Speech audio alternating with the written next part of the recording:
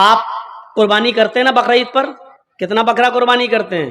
1 2 گائے کی قربانی دیتے ہیں، کتنے لوگ اس میں حصہ لیتے ہیں؟ 1 گائے میں 7، آپ نے 1 حصہ لے لو گے، 2 حصہ لے لو گے، 3 حصہ لے لو گے، اور کیا، یا زیادہ سے زیادہ پوری گائے کر لو گے۔ کیا کبھی کسی کو سنا ہے کہ اس نے 100 بکرے قربانی کیے ہوں؟ نہیں۔ اللہ کے رسول صلی اللہ علیہ وسلم نے 100 اونٹ قربان کیے تھے بقرعید کے دن 10ویں ذی الحجہ کو۔ کتنے اونٹ؟ 100۔ اور اونٹ نہیں، سرخ اونٹ۔ عرب کے اندر سرخ اونٹ کی بہت قیمت ہے، جو لوگ عرب میں رہتے ہیں ان کو معلوم ہے، سرخ اونٹ بہت قیمتی ہوتا، بہت مہنگا ہوتا ہے۔ جیسے آپ کے ہاں کوئی بکرا جس کی کھال پر اگر اللہ لکھا ہوا آ جائے یا محمد لکھا ہوا آ جائے تو اس کی قیمت بڑھا دیا جاتا ہے، بڑھ جاتی ہے، 1.5 لاکھ، 2 لاکھ، 2.5 لاکھ۔ ایک مرتبہ میں مارکیٹ میں گیا تو آدمی دکھانے لگا کہ اس میں لکھا ہے محمد لکھا ہے۔ ہم نے کہا چلیے ہوگا، لکھا ہوگا، چلیے قیمت کیا ہے؟ کہتا ہے کہ 2.5 لاکھ۔ میں نے کہا کیوں؟ کہنے لگا محمد لکھا ہے۔ میں نے کہا اچھا ایسا کرو کہ بکرا مجھے دے دو جتنے کا ہے، کھال میں تمہیں دے دوں گا۔ میں کیا کروں گا؟ تو میں نے کہا میں کیا کروں گا؟ کیا اس کھال کو ہم اپنے گھر رکھ سکتے ہیں؟ اس پر بھی غریب کا حق ہے۔ کیا بکرے کو ذبح کرنے کے بعد یہ کھال ہماری 2 لاکھ میں بکے گی، 1.5 لاکھ میں بکے گی؟ کہتا وہ میں نہیں جانتا ہوں، محمد لکھا ہے، 2.5 لاکھ کا بکرا ہے۔ میں نے کہا میں کہہ تو رہا ہوں کہ کھال تو بیچ دینا جتنے کی بکے، بکرا 10,000 میں ہمیں دے دے، 12,000 میں ہمیں دے دے۔ کہنے لگا جائیے مولانا صاحب آپ ہمارا ریٹ کیوں کر رہے ہو؟ لوگوں نے ایک فضول کی بحث بڑھا دی، اس پہ اللہ لکھا ہے تو اس کی قیمت بڑھ گئی، محمد لکھا ہے تو اس کی قیمت، جس پر یہ چیزیں لکھی ہوئی ہوں اور کم کر دو اس کی قیمت۔ میرے بھائیوں کسی حدیث میں نہیں آیا ہے کہ جس بکرے پر اللہ لکھا ہو تو اس کو اتنے روپے میں خریدو، اور لکھا ہوتا نہیں ہے، وہ ہمیں اور آپ کو اس کا ایک نقش دکھائی دیتا ہے۔ بس یہ الف بال یہ لام پوری طریقے سے دیکھا جائے تو پورا لکھا ہوا بھی نہیں ہوگا، اس پر تشدید بنی ہوگی، پھر اس پہ کھڑا الف ہوگا، پھر آپ پوری طریقے سے اگر دیکھیں تو ملے گا بھی نہیں ایسا، لیکن محسوس ایسا کرائیں گے کہ دیکھیے یہ اللہ، حالانکہ دیکھا جائے تو یہ بھی اللہ ہی ہے۔ دیکھیے یہ بھی اللہ ہی ہے۔ الف، یہ الف ہو گیا نا، اور لام کیسا ہوتا ہے؟ یہ لام ہوا، پھر ایک اور لام ہوا، پھر یہ اس کے اوپر کا الف، اور یہ ہے، تو دیکھا جائے یہ کیا ہے؟ اللہ ہی ہے۔ اگر آپ اس پر روشنائی لگا دیں پورا، اور پھر اس کو آپ یہ داہنے ہاتھ کو اس طریقے سے دیوار پہ چھاپ دیں تو آپ دیکھیں گے عربی میں اللہ ہی لکھا ہوا نظر آئے گا، اللہ ہی لکھا ہوا نظر آئے گا۔ اب بتائیے جب اللہ لکھا ہوا نظر آئے گا تو ہم کیا مانیں؟ اب اس ہاتھ سے آدمی شراب بھی پی رہا ہے، اب اس ہاتھ سے آدمی جوا بھی کھیل رہا ہے، اس ہاتھ سے غلط چیزوں کو بھی پکڑ رہا ہے، تو ان چیزوں سے حیثیت نہیں بڑھ جاتی ہے؟ سادھوؤں کی طرح اللہ کے رسول کے پاس سب کچھ تھا، لیکن کوئی چیز آپ نے اپنے اوپر خرچ نہیں کی۔ تاریخ بتاتی ہے 100 اونٹ ہمارے پاس اگر 2 جانور بھی آ جائیں قربانی کے لیے تو آج ہم 10ویں کو کرتے ہیں اور دوسرا بکرا 12ویں کو کریں گے۔ کیوں؟ میری بیٹی آئے گی، میری بہن آئے گی، میرے رشتہ دار آئیں گے، دوسرا بکرا ہم 12ویں تاریخ کو کریں گے اپنے رشتہ داروں کو دعوت دینے کے لیے۔ لیکن اللہ کے رسول نے 100 سرخ اونٹوں کی قربانی کی، اور ایک ہی دن کی 10ویں تاریخ کو۔ میں یہ نہیں کہہ رہا ہوں 11 کو نہیں کر سکتے ہو، 12 کو نہیں کر سکتے ہو، 13 کو نہیں، میں منع نہیں کر رہا ہوں، جائز ہے۔ کل ایام التشریق ذبح، ایام تشریق کے سارے دن قربانی کے دن ہے، میں منع نہیں کر رہا ہوں، لیکن اللہ کے رسول نے 11ویں اور 12ویں کو اور 13ویں کو قربانی نہیں کی۔ آپ نے 100 اونٹ بھی ذبح کیے تو 10 کو کیے ہیں 100، اور گوشت سارا کا سارا تقسیم کر دیا۔ آپ نے اپنے پاس کچھ نہیں رکھا۔ جرجیت صاحب شادی سے پہلے کس پہ سوتے تھے؟ دری پر، چٹائی پر۔ جرجیت صاحب کی شادی ہو گئی، جہیز میں ڈبل بیڈ مل گیا، مسہری مل گئی، بستر مل گیا۔ شادی کے بعد ہماری سونے کی سٹائل بدل گئی، چلنے کی سٹائل بدل گئی۔ جرجیت صاحب سائیکل پہ چلتے تھے، اب بائک پہ چل رہے ہیں، بڑے آدمی ہیں، 4 ویلر بھی دے دی ہوگی ہو سکتا ہے سسرال والوں نے، اب 4 پہیے کی گاڑی پہ چل رہے ہیں۔ رہنے کی سٹائل بدل سکتی ہے، لیکن محمد رسول اللہ 25 سال کی عمر میں جب 40 سال کی ایک بوڑھی عورت خدیجہ سے نکاح کرتے ہیں، خدیجہ عرب کی بہت بڑی دولت مند اور رئیس خاتون تھیں، جب اللہ کے رسول کی شادی ان کے ساتھ ہوتی ہے تو خدیجہ اپنے ساتھ سارا مال بھی لے کے آتی ہیں، سارا خزانہ لے کے آتی ہیں، سارا بزنس لے کر آتی ہیں۔ اللہ کے نبی صلی اللہ علیہ وسلم شادی کے بعد بھی اسی چٹائی پر، اسی اکیرے بستر پہ سویا کرتے تھے جو شادی سے پہلے آپ سویا کرتے تھے۔ آپ تعجب کریں گے، ایک بار اللہ کے نبی صلی اللہ علیہ وسلم جس بستر پہ سو رہے تھے، حضرت عائشہ نے اس بستر پر لیٹ کر دیکھا جو کافی گڑ رہی تھی۔ فرمایا اللہ کے نبی کو یہ بستر کتنا گڑتا ہوگا، کتنا چبھتا ہوگا۔ حضرت عائشہ نے اس بستر کو دوہرا کر دیا، دوہرا اکیرا تھا اس کو دوہرا کر دیا تاکہ تھوڑا سا نرم ہو جائے۔ اللہ کے نبی اس بستر پہ سو جاتے ہیں، تہجد کی نماز میں نہیں اٹھ پاتے ہیں۔ جب آنکھ کھلی تو فجر کا وقت تھا، فجر کی نماز پڑھانے کے بعد جب گھر پہ آتے ہیں تو پوچھتے ہیں عائشہ تم نے بستر پر ایسی کون سی چیز بچھا دی تھی؟ عائشہ تم نے بستر پر ایسا کیا بچھا دیا تھا؟ آج مجھے نیند آ گئی اور میں رات میں اللہ کی عبادت نہ کر سکا، تہجد کے اندر اٹھ نہیں سکا۔ فرمایا اے اللہ کے نبی بستر کے نیچے تو میں نے کچھ نہیں بچھایا، وہ بستر جو اکھیرا تھا اس کو میں نے دوہرا کر دیا۔ میں نے لیٹ کر دیکھا آپ کو کیسے نیند آتی ہوگی، وہ تو کافی چبھ رہا تھا، کافی گڑ رہا تھا، میں نے اس کو دوہرا کر دیا۔ فرمایا عائشہ ایسا مت کرو، جیسا بستر پہلے بچھاتی تھی اسی طرح بچھاؤ، بستر کو اکھیرا رہنے دو، میری پیٹھ پر گڑتا ہے تو گڑنے دو، میری پیٹھ پر چبھتا ہے تو چبھنے دو۔ جب بستر گڑتا تھا چبھتا تھا تو میری آنکھ کھل جاتی تھی اور میں رات میں اٹھ کر تہجد کی نماز پڑھ لیا کرتا تھا، اللہ کو یاد کر لیا کرتا تھا۔ عائشہ آئندہ بستر اسی طرح بچھاؤ، میرے لیے آرام کا ایسا انتظام نہ کرو کہ بستر پر مجھے نیند آ جائے اور پھر میں اس رات میں اٹھ کر اللہ کو یاد نہ کر سکوں، اس رات اٹھ کر میں اللہ کو کا ذکر نہ کر سکوں، تہجد کی نماز نہ پڑھ سکوں۔ عائشہ اللہ تعالیٰ کو رات کی تاریکیوں میں یاد کرنے کا مزہ کچھ اور ہے جب ساری دنیا سو رہی ہوتی ہے اور میری کروٹ، میری کمر نرم گرم بستروں سے الگ ہوتی ہے اور سجدے میں سر ہوتا ہے تو اس وقت کا مزہ کچھ اور ہوتا ہے کہ ساری دنیا خواب خرگوش میں مست ہے اور اللہ کا ایک بندہ اپنے رب سے عذاب جہنم کی پناہ مانگ رہا ہے، جنت کا سوال کر رہا ہے، رات کی تاریکی میں اپنا سر سجدے میں رکھ کے اس کو مالک اور اپنے آپ کو اللہ کا غلام بنا رہا ہے۔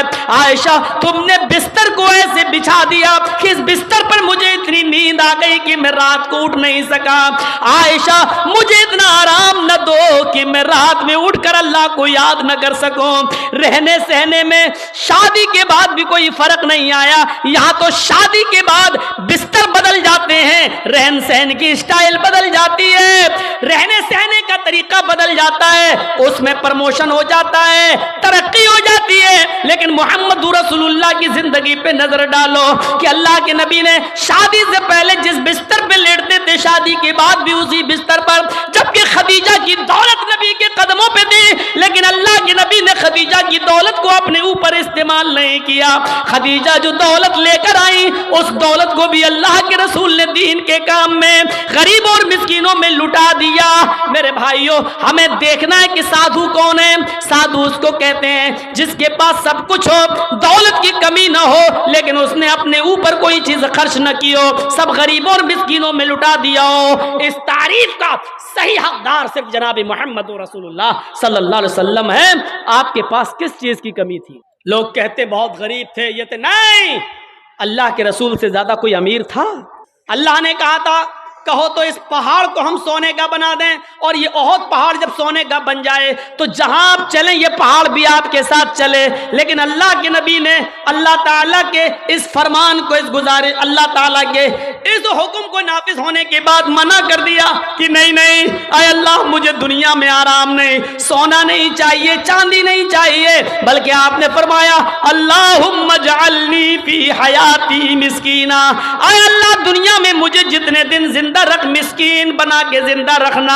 اے اللہ جب مجھے موت آئے تو حالت مسکینی میں مجھے موت آئے، اور اے اللہ کل قیامت کے دن جب میں اٹھایا جاؤں تو فقیروں میں اور مسکینوں ہی میں اٹھایا جاؤں۔ یہ اللہ کے رسول کی دعا تھی، جبکہ اللہ تعالیٰ تو احد پہاڑ کو سونے کا بنانے کے لیے تیار تھا۔ نبی اکرم جہاں چلتے پہاڑ آپ کے ساتھ ساتھ چلتا، لیکن اللہ کے رسول نے پہاڑ کو سونے کا بنانے سے منع کر دیا اور کہا کہ مجھے دنیا کے عیش و آرام نہیں چاہیے۔ حضرت عبداللہ ابن عمر نے بستر پر لیٹ کر دیکھا تو کہا اللہ کے نبی یہ کیا ہے؟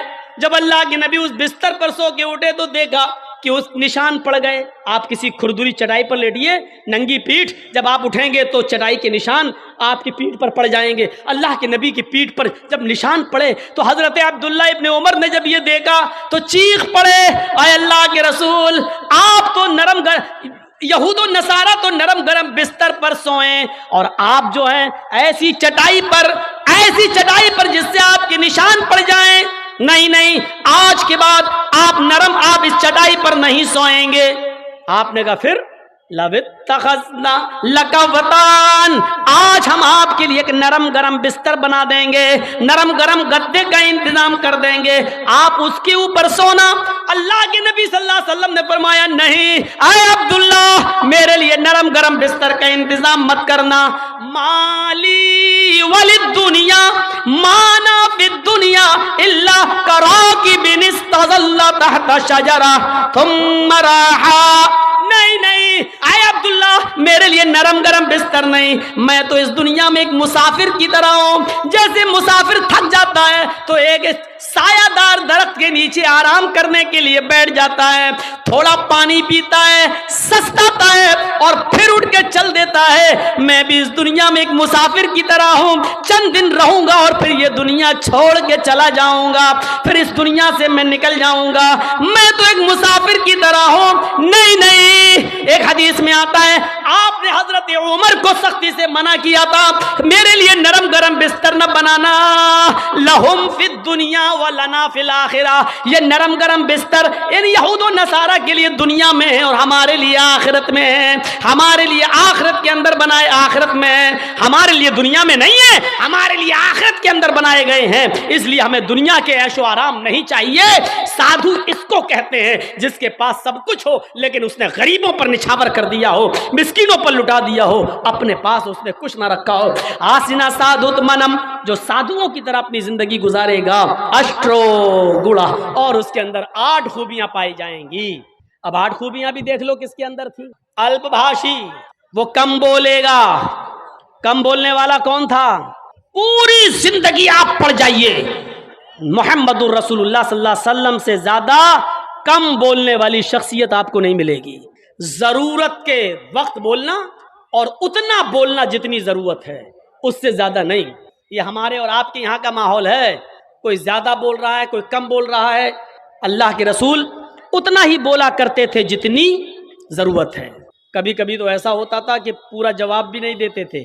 کم بولنے کا حال یہ تھا کہ ایک مرتبہ کچھ یہودی اللہ کے نبی کے پاس آئے۔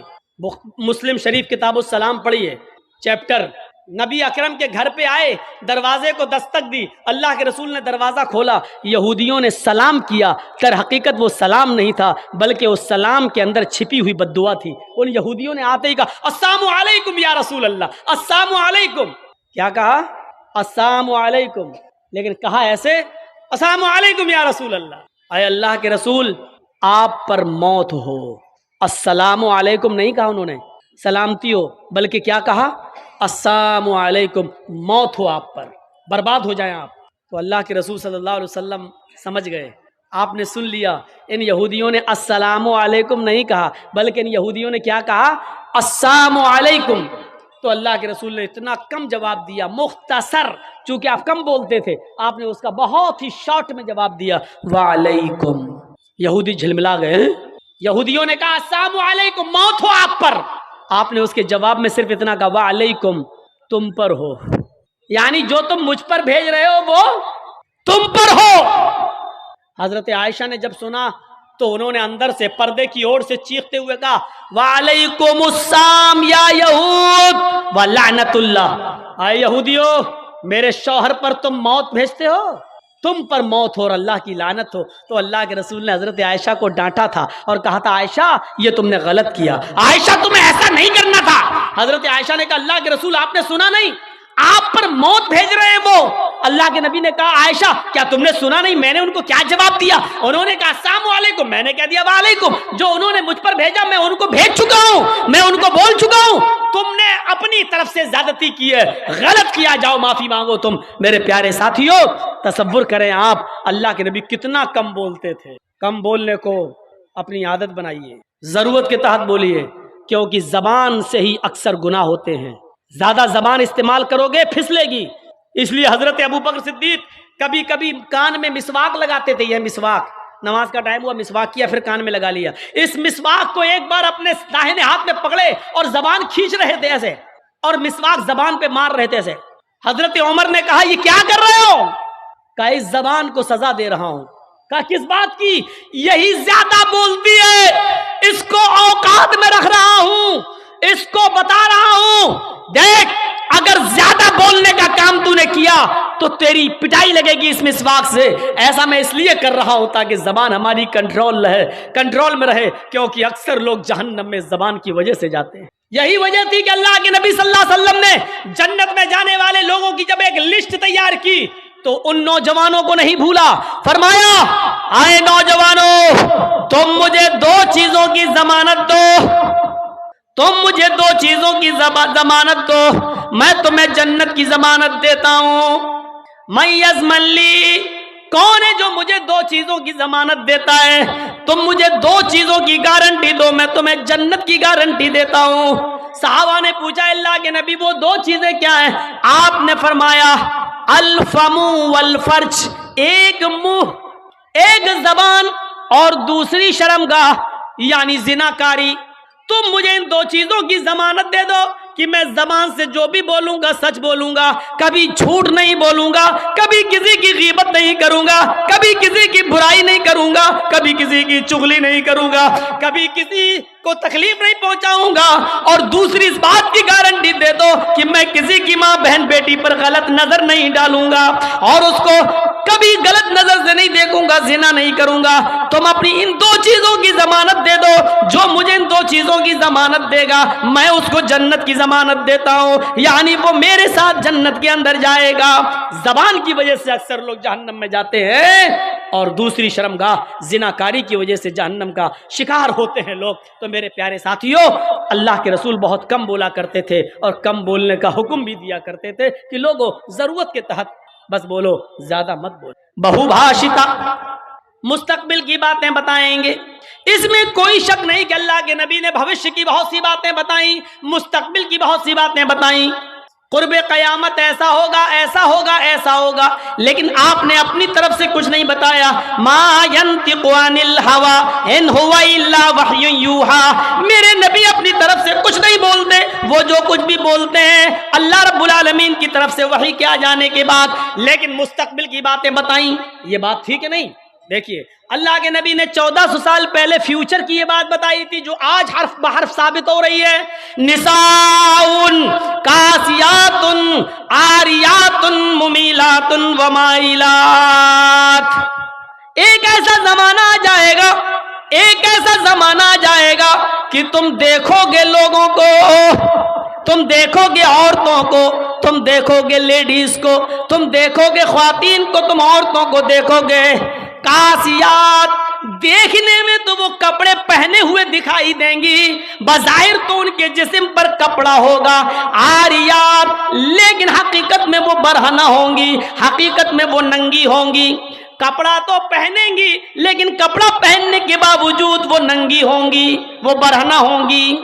آج ان کے کپڑے دیکھ لو, چھوڑیے شادیوں کا حال, جلسے میں آنے والیوں کو دیکھ لو, عید اور بقرعید کے دن عورتوں کے پہناوے دیکھ لو, اور اپنی جوان بچیوں کو دیکھ لو جن کی عمر 10 سال سے بڑی ہے.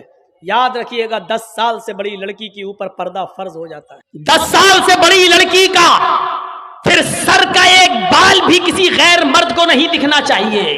ہماری نظروں میں بہت معمولی بات ہے, چھوٹی ہے. اللہ کے رسول نے فرمایا تھا جب تمہارا بیٹا 7 سال کا ہو تو اس کو نماز کا حکم دو, اور 10 سال کا ہو تو نماز کے لیے زبردستی کرو, نہ پڑھے تو اس کو مارو پیٹو. 10 سال کے بعد قرآن و حدیث کے سارے احکام نافذ ہو جاتے ہیں. آج کل 10-11 سال کی لڑکیاں بالغ ہو رہی ہیں, ٹی ویوں پر سیریل ایسے آ رہے ہیں, موبائلوں میں ایسی ایسی वाहियात चीजें यूट्यूब वगैरह पर, फेसबुक पर आ रही हैं कि इनको देखकर हमारी लड़कियां जो कभी 16-17 साल में बालिग होती थीं, आज 11-12 साल की उम्र में बालिग होने लगी हैं। और यानियत फैल चुकी है, शर्म और हया ताक पर रखी जा चुकी है। वरना तसव्वुर कीजिए, एक कपड़ा जो जिस्म से चिपका हो, आपके पैरों से चिपका हुआ हो, और वो कपड़ा आपके घुटने और रान से होते हुए आपकी कमर तक आए, जिसको आप लेगी कहें, और इसके ऊपर एक कुर्ती पहन ली जाए और इस तरीके से मार्केट में, बाजार में शॉपिंग की जाए, ऐसी औरत को आपकी नजर में फैशन परस्त कहा जा सकता है, लेकिन मोहम्मदुर रसूलुल्लाह की नजर में ये लड़की, ये औरत नंगी है, नंगी है, नंगी है। ये कपड़े है भैया, जिसको जाना हो जल्दी जाओ यहां से, और जिसको उठना हो अभी उठ जाओ। ड्रामा करके रख लिया है। और भी अभी जिसको जाना हो चले जाओ, अभी बाद में मैं नहीं उठने दूंगा, चाहे पेशाब यही निकल जाए। जाइए, अभी निकल जाइए जिसको जाना हो। आरियात हमारी नजरों में फैशन परस्त हैं, लेकिन अल्लाह के रसूल ने ऐसी औरतों को क्या कहा? नंगी। मैंने नहीं कहा, पूछो इन उलमा से आरियात का मतलब क्या होता है। कासियात कपड़े पहनेंगी, आरियात लेकिन नंगी होंगी। ऐसी औरतों के बारे में कहा है नंगी होंगी। ये हाफ आस्तीनों के कपड़े यहां चल रहे हैं, ये खुला हुआ है। साड़ियां चल रही तो ऐसी कि यहां तक का ब्लाउज पहने हुए हैं, ये खुला है, पेट खुला हुआ है। और जो चंद बुरके अब चल भी रहे हैं बिहार बंगाल में, पहले तो चलते नहीं थे, तो अब बुरकों में भी डिजाइन चलने लगी है। कड़े हुए बुरके, डिजाइनदार बुरके। अब एक बात बताइए, बुरके को आप एक तो डिजाइनदार बना रहे हैं, और दूसरा जब औरत या लड़की जब बुरका ओढ़ती है तो सीने पर फूल बना दिए। ये बताइए यहां फूल बनाने की क्या जरूरत थी? जब वो पहनती है तो फूल सीने पर, और वो लड़की ने ये बुरका खरीदा क्यों? इसका मतलब क्या है कि वो भी इसलिए खरीद रही है ताकि मेरे फूलों पर नजर। ये सुनना पड़ेगा, तुम्हें नहीं, तुम्हारे बाप को भी सुनना पड़ेगा। जब तक मैं इस कुर्सी पर हूं, ये अथॉरिटी, ये पावर मुझे इस्लाम ने दिया, सुनना पड़ेगा। क्यों खरीदा है उसने ये बुरका? यूपी साइड में आ जाओ, लखनऊ के बुरके देख लो, बंबई के देख लो, हैदराबादी बुरके देख लो। कसम खुदा की अब बुरके बुरके नहीं रह गए। अब 60 साल की बुढ़ी भी ओढ़ ले तो ऐसा लगता है जैसे वो 18 साल की लड़की जा रही है। ये बुरके एक बार सच्चा वाकया है। 60, 65, 70 साल की बुढ़िया ऐसा ही बुरका ओढ़ के चेहरा छुपा के जा रही थी, धीरे धीरे। भाई बुढ़ी थी, वो धीरे धीरे चल रही थी, तो एक लड़का उसका पीछा करने लगा। 20-22 साल का लड़का उस बुढ़ी का पीछा करने लगा, क्योंकि जो सोचने लगा बुरका इतना खूबसूरत है तो बुरके के अंदर कितना खूबसूरत माल होगा, बुरके वाली कैसी होगी। उसका पीछा करने लगा। बुढ़िया धीरे धीरे चल रही, लड़का समझ रहा मुझे लिफ्ट दे रही, मेरी वजह से धीरे धीरे चल रही, जबकि वो अपनी कमजोरी की वजह से धीरे धीरे चल रही। बुढ़िया समझ गई कि लड़का मेरा पीछा कर रहा है, तो थोड़ी दूर चलने के बाद उसने अपना नकाब खोला और अपनी तुतलाती जबान में बोली, बेटा। लड़के का तो मूड खराब हो गया, कमबख्त मेरा तो मामला ही गड़बड़ हो गया। बेटा तू मेरा पीछा क्यों कर रहा है? मैं तो तेरी अम्मा की उम्र की हूँ। लड़के को भी गुस्सा आ गया, कहती बात मैं अपने लिए नहीं अपने अब्बा के लिए ढूंढ रहा हूँ। अब 60, 65, 70 साल की बूढ़ियों को ऐसे खूबसूरत बुरके पहनने की क्या जरूरत? बुरकों का मकसद जो कभी था पर्दा, लेकिन आज उनका मकसद भी वो नहीं रह गया। अल्लाह के नबी के जमाने में एक सहाबी अल्लाह के नबी के पास आती हैं, मुस्नद अहमद की सही रिवायत, जिनकी चादर कपड़े से नीचे, टखने से नीचे, चप्पल से नीचे जमीन की मिट्टी उड़ाती हुई आती और कहती, अल्लाह के रसूल मैं इस चादर को ओढ़कर नमाज पढ़ने जाती हूँ। आपने कहा चादर इतनी नीची होनी चाहिए। उसने कहा अल्लाह के नबी कभी कभी जमीन पर पेशाब व पायखाना पड़ा होता है, गंदगी पड़ी होती है, तो क्या मैं थोड़ी सी ऊपर करके पायखाना गंदगी को क्रॉस करके आगे निकल जाऊं? आपने कहा नहीं, दाएं से निकल जा, बाएं से निकल जा।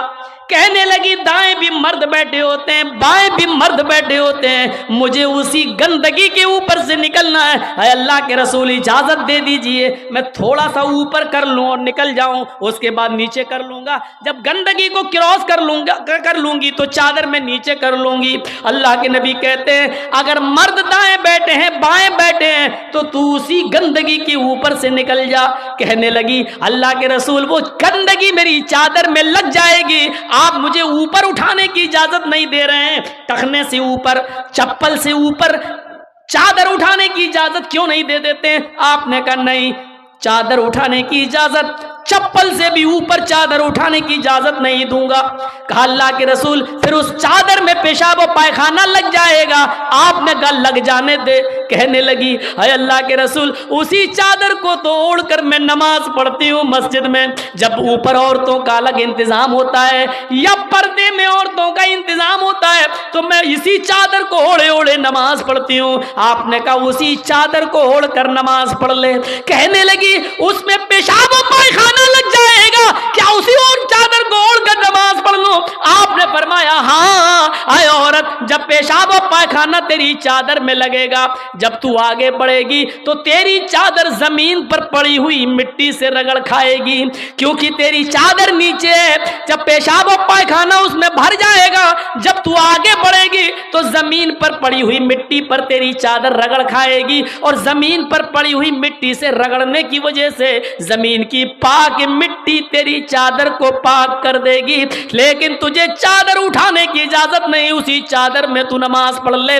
गंदगी लगती है तो लग जाने दे, आगे बढ़ेगी तो जमीन पर पड़ी हुई पाक मिट्टी तेरी चादर को पाक कर देगी। मेरे भाइयों, पेशाब और पायखाना देखकर भी अल्लाह के रसूल ने औरत को चादर उठाने की इजाजत नहीं दी। मेरी बहनों, तुम्हारे दिल कैसे गवारा कर लेते हैं। जलसों में भी चूड़ियां खरीदने के लिए, बैलून खरीदने के लिए, जलेबियां खरीदने के लिए तुम किस तरीके से लेडीज पिंडाल से निकलकर तुम बाजारों में घूम लेती हो। शर्म